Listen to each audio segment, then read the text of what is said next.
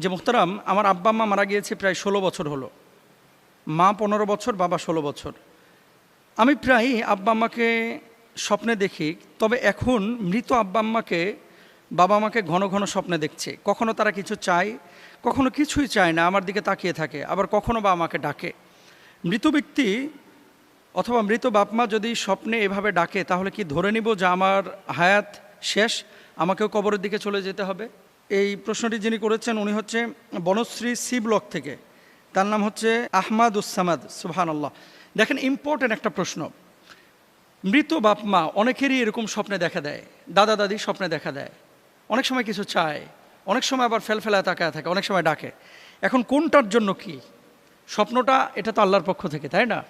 আল্লাহ সুবহানাহু ওয়া তাআলা কুরআনুল কারীমের সূরা জুমারের 42 নম্বর আয়াতের মধ্যে বলছেন, আল্লাহু ইয়াতাওয়াফাল আনফুসা হিনা মাউতিহা ওয়াল্লাতী লাম তামুত ফি মানামিহা। আল্লাহ প্রাণ গ্রহণ করেন মৃত্যুর সময় এবং যারা মরে না তাদেরও নিদ্রার সময়। ব্যাপারটা হচ্ছে, আপনি যখন ঘুমান, আন্নাউমু কাল মাউত, রূহটা কিন্তু আপনার সাথে একটা সাময়িক বিচ্ছেদ ঘটায়। আপনি যখন ঘুমান, এজন্য আপনি একটা জিন্দা লাশের মতো পড়ে থাকেন, মানে মৃতের মতোই কিন্তু পড়ে থাকেন। এখন স্বপ্ন হলো আত্মার এক বিশেষ অবস্থা, যেখানে মৃতদের দেখা সম্ভব। আর এই মৃতদের দেখার ব্যবস্থা কিন্তু আমি করি না, আপনি করেন নাই, এটা আল্লাহ তাআলা করেছেন। চাইলেই কিন্তু একজন মানুষ আরেকজন মানুষকে, মৃত ব্যক্তিকে স্বপ্নে দেখতে পান না। এখন দেখেন, কমন একটা বিষয়, রাসূল সাল্লাল্লাহু আলাইহি ওয়াসাল্লামের একটি হাদিস, এটা সহিহ বুখারীর 6984 নম্বর হাদিস। নবীজি সাল্লাল্লাহু আলাইহি ওয়াসাল্লাম বলছেন, আর রুইয়া সলিহাতু মিনাল্লাহ ওয়াল হুলমু মিনাশ শাইতান, যে ভালো স্বপ্ন এটা হচ্ছে আল্লাহর পক্ষ থেকে, আর খারাপ স্বপ্ন এটা হচ্ছে শয়তানের পক্ষ থেকে। এখন আপনি এই মূলনীতির উপরে, বুখারীর এই হাদিসের উপরে ভিত্তি করে আপনি চিন্তা করেন যে আপনার বাপমা কী অবস্থায় আপনার সাথে দেখা দিয়েছে। যদি আপনার বাপমা ভালো অবস্থায় আপনার সাথে দেখা দেয়, তাহলে জানবেন যে আপনার আব্বা আম্মা হয়তো ভালো অবস্থায় আছে। যদি খারাপ অবস্থায় দেখা দেয়, তাহলে জানবেন যে আপনার আব্বা আম্মা খারাপ অবস্থায় আছে। তাহলে আপনি করবেনটা কি? আও ওয়ালাদিন সালিহান ইয়াদউ লা, বাপমার জন্য দোয়া করেন, রব্বির হামহুমা কামা রব্বায়ানি সগীরা বলে, আল্লাহ আপনি আমার বাপমাকে ক্ষমা করে দেন, সেভাবে লালন পালন করেন যেভাবে ছোটোবেলায় আমাকে লালন পালন করেছেন। এটা হচ্ছে আপনার করণীয়। খারাপ স্বপ্ন যদি দেখেন, আর ভালো স্বপ্ন যদি দেখেন, ধারণা করতে পারেন যে আপনার বাবা বা মা ভালো অবস্থায় আছে, কিন্তু এটা গ্যারেন্টেড না। এটা গ্যারেন্টেড না যে আমার আব্বাকে ভালো অবস্থায় দেখেছি, এই জন্য আমি আর কিছু করার নাই, বাপমার জন্য কিছু করবো না, আমি আমার মতো চলবো, এমনটা না।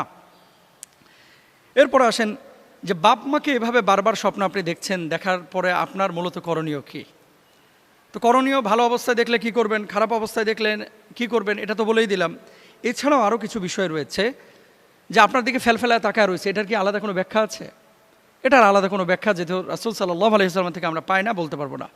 তবে হ্যাঁ, কোনো স্বপ্নের ব্যাখ্যাকার আল্লামা ইবনে সিরিন সহ তারা বলছেন যে মৃত ব্যক্তি যদি কাউকে ডাকে, তাহলে অনেক ক্ষেত্রে ইঙ্গিত বহন করে হয়তোবা তার হায়াত শেষের দিকে, বা তাকে তার সাক্ষাতের জন্য আহ্বান করা হচ্ছে। এর মানে এটা না যে আপনি 100% ধরে নেবেন যে আপনাকে মৃত ব্যক্তি ডেকেছে, মানে 10 দিনের মধ্যে আপনি মারা যাবেন, ব্যাপারটা এরকম না। কিন্তু এখন আপনি করবেনটা কি?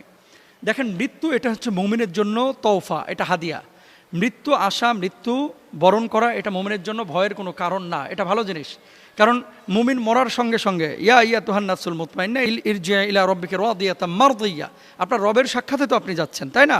তো মৃত্যু কিন্তু খারাপ না, সুবহানাল্লাহ। এখন মৃত্যু আসবে, মৃত্যুবরণ আমাদেরকে করতেই হবে। আপনি করবেনটা কি? ওই মৃত বাপমার জন্য 1 নম্বর হচ্ছে দোয়া এবং সাদাকা করবেন, ফকির মিসকিনকে খাওয়াবেন, কিছু দান সাদাকা করবেন। মানসিক স্মৃতি থেকে কিন্তু অনেক সময় এই স্বপ্নের উদ্ভব ঘটে, যেটা বিজ্ঞান বলছে। একটা জিনিস যখন বারবার আপনি বেশি ভাববেন, তখন এটা স্মৃতিস্ফোটে, মনস্তাত্ত্বিকভাবে কিন্তু এটা আপনার ওই রুহানি জগৎ থেকে আপনি স্বপ্নটা দেখেন, এরকম বলে থাকেন। কোনো ভুল কাজ থেকে ফেরানোর ইঙ্গিত হয়তো বা আপনার বাপমা দিচ্ছেন, হয়তো বা আপনি বাপমা জীবন দশায় নামাজ পড়েছেন, ভালো কাজ করেছেন, এখন আর করতেছেন না, এজন্য বাপমা এই রুহানি জগৎ থেকে আপনারা সতর্ক করছেন যে আপনি আবার ভালো পথে ফিরেন ইনশাআল্লাহ। আল্লাহুম্মা গফিরলাহুমা ওয়ারহামহুমা, এই দোয়াটা বেশি বেশি পড়বেন। রব্বির হামহুমা কামা রব্বায়ানি সগীরা, কোরআন তেলাওয়াত বেশি বেশি করবেন। বাপমার পক্ষ থেকে যদি কোনো ঋণ থাকে, ঋণটা আদায় করার চেষ্টা করবেন ইনশাআল্লাহ তাআলা। আর স্বপ্নে যদি কোনো কিছু চায় বাপমা, যে আমার জন্য উমরা করো, হজ করো, সম্ভব হলে করবেন, যদি সম্ভব না হয় তাহলে আপনি তাদের জন্য আল্লাহর কাছে দোয়া করবেন। এখন মূল কথা হচ্ছে, স্বপ্নের জায়গায় নবীদের স্বপ্ন ছিল হচ্ছে দিব্যালোকের মতো সত্য, সূর্যের আলোর মতো, পূর্ণিমার চাঁদের মতো সত্য। আমাদের স্বপ্নগুলো সত্যও হতে পারে, মিথ্যা হতে পারে। এই জন্য আমরা খুব বেশি চিন্তাগ্রস্ত হব না, আমাদের করণীয় কাজগুলো করার চেষ্টা করব।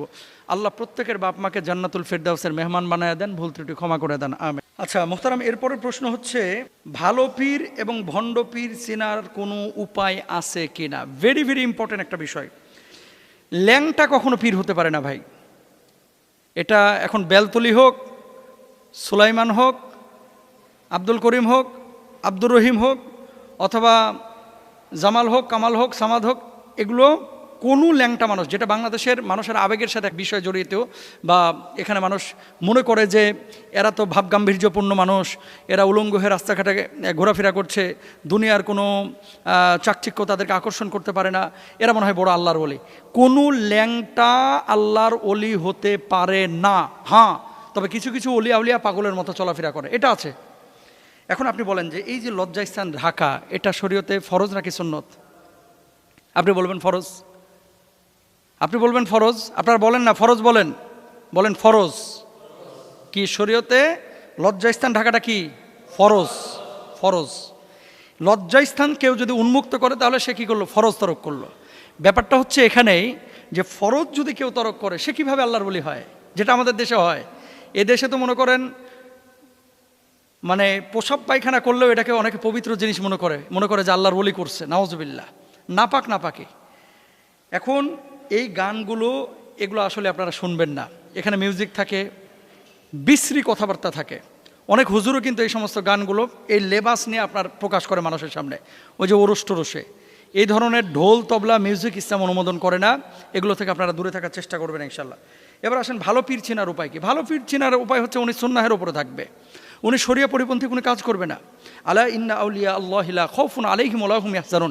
এরা তো ওই আল্লাহর ওলি যাদের ভয় নাই, চিন্তার কোনো কারণ নাই। এরা কারা? এরা হচ্ছে যাদের চলনে বলনে কথায় উঠায় বসায় শরীয়তের প্রত্যেকটা বিষয় তারা পুঙ্খানুপুঙ্খানুভাবে আদায় করে। এখন আমাদের ভাইয়েরা বোনেরা যেটা করে, যে যত নোংরা এর তত বেশি আল্লাহর ওলি মনে করে। অনেকে আছেন এরকম, অনেক পীর সাহেবের দাড়ি নাই, অনেক পীর সাহেব গাঁজা খায়। পীর বলতে ওই যে ওলির ভান করে, আমি তাদের কথা বলছি, সরি ভুল বুঝবেন না। সমস্ত পীরেরা যারা হক্কানি রব্বানি পীর বাংলাদেশে আছে তারা আমাদের মাথার মুকুট, আমাদের কলিজার টুকরা। কিন্তু পীরালির ভান করে যারা ভণ্ডামি করে, এই সমস্ত জায়গায় গিয়ে যারা ঈমান হারা হয়, তাদের ব্যাপারে আমাদের কথা। শরীয়ত বিরোধী কাজ যারা করে তারা কখনোই বিশুদ্ধ পীর হতে পারে না। শরীয়ত পরিপন্থী যারা কাজ করে, অনেকে বলে যে নামাজ এটা তো রুহের বিষয়, আত্মার বিষয়। নামাজ এই যে বাস্তবে আমি যে মসজিদে গিয়ে পড়বো এটা জরুরি না। অনেকেই কথা বলে যে আমার অন্তরে তো নামাজ আছে, শারীরিকভাবে নামাজ পড়ার দরকার নাই, অন্তরে নামাজ আছে, এরকম আছে। এগুলো যারা বলে এই নামাজের বিপক্ষে যারা কথা বলে তারা পীর হতে পারে না। ওমা আতাকুম রাসূলু ফাখুযু ওমা নাহাকুম আনহু ফান্তাহু। নবীজি জানিয়ে এসেছেন এগুলো মানতে হবে, যা থেকে নিষেধ করেছেন এগুলো থেকে বিরত থাকার চেষ্টা করতে হবে। 2 নম্বর ভণ্ড পীর চেনার উপায় হচ্ছে নিজেকে শরীয়তের ঊর্ধ্বে মনে করা। আমি পৌঁছে গেছি, আমার জন্য কোনো নিয়ম নাই, এরকম কিছু কথা আমরা আগে শুনেছি। এরা কখনো ভালো পীর হতে পারে না। গায়েব জানার দাবি করে যদি কোনো পীর, সেও ভণ্ড। কুল্লা ইয়ালামু মান ফিস সামাওয়াতি ওয়াল আরদিল গায়বা ইল্লাল্লাহ। ঠিক আছে, গায়েব একমাত্র জানেন কে? আল্লাহ সুবহানাহু ওয়া তাআলা। কোনো মানুষ গায়েবের খবর জানেন না। এরপর আসেন অবৈধ তাবিজ, অবৈধ ঝাড়ফুঁক, অবৈধ শিরকি কাজ যারা করে এরাও ভণ্ড পীর। নারী পুরুষ মিশ্রণ, অশ্লীলতা অনুমোদন করে, একসাথে নাচানাচি করতেছে, বাবাও নাচতেছে, মেয়েও নাচতেছে, পীর সাহেবও নাচতেছে, মুরিদ মহিলারাও নাচতেছে, কোনো পর্দা নাই, সম্পূর্ণরূপে এগুলো ভণ্ডামি। এগুলো বন্ধ করতে হবে। দুনিয়াবি লোভ, টাকা, ক্ষমতা এগুলোর দিকে বেশি ঝোঁক। এরা কখনো হক্কানি পীর হতে পারে না।